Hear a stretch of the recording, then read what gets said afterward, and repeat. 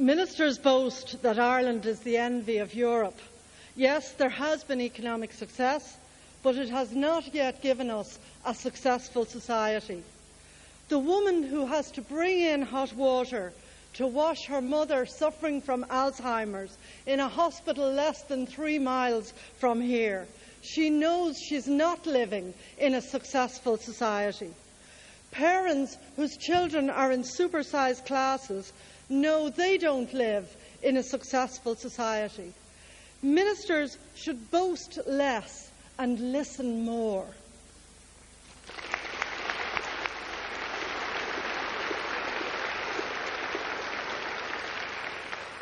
Lower income tax rates are now embedded into social partnership, and we will honour and improve on that. But everything in the tax garden is not as rosy as ministers claim. By no means have taxes been reduced in the fairest possible way. Higher earners gain far more from the top rate reduction to 41% than lower income earners. For 2 budgets, the government refused to widen the standard tax band. As a result, we got a sneaky tax increase where some 680,000 workers now pay at the higher rate. No budget in this Dáil has fully widened the tax bands. A single worker earning plus 34,000 a year who gets a bonus or overtime will find they are paying 41% on the extra earnings, not 20%. That's why the Exchequer coffers are so full. It is a stealth tax increase that hits middle-income earners the most. The government's tax agenda has very little regard for basic tax justice apart from the one headline reduction in the top rate.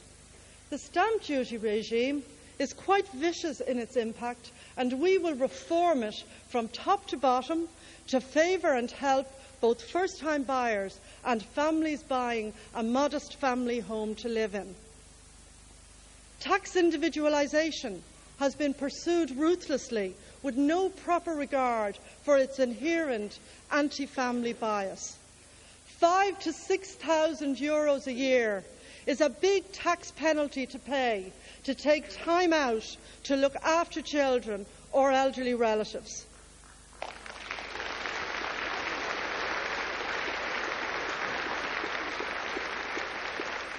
Fianna Fáil refuses to review tax justice for families with children, but has no problems with lavish tax breaks for the construction industry. Even after all the promises to row back on tax breaks for millionaires, Brian Cowen still introduced a few more property-based tax breaks in the current finance bill. Brian's daily prayer is, "Lord, let me embrace tax reform," but not just yet.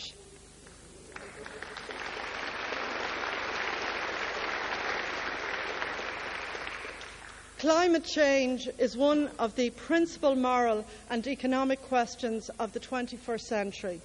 It affects us all and will determine how wealth is shared both within countries and between rich and poor. Environmentalists talk about a carbon footprint to describe the impact of policies on the environment. In that case, Brian Cowen is Minister Bigfoot, because his environmental negligence leaves a very big footprint indeed. Whatever government comes out of this year's election will have to take the right decisions for Ireland. A Labour Minister for Finance, and I like those words and I'm going to repeat them, a Labour Minister for Finance will bring the ideas and disciplines of carbon proofing into every branch of government policy.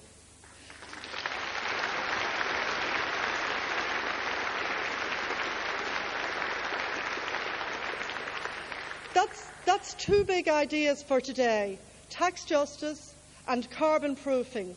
They're coming your way from this summer. So let's go out and work to get the mandate to do the policies. Joan Burton there on tax cuts that included a sneaky tax increase. Now to the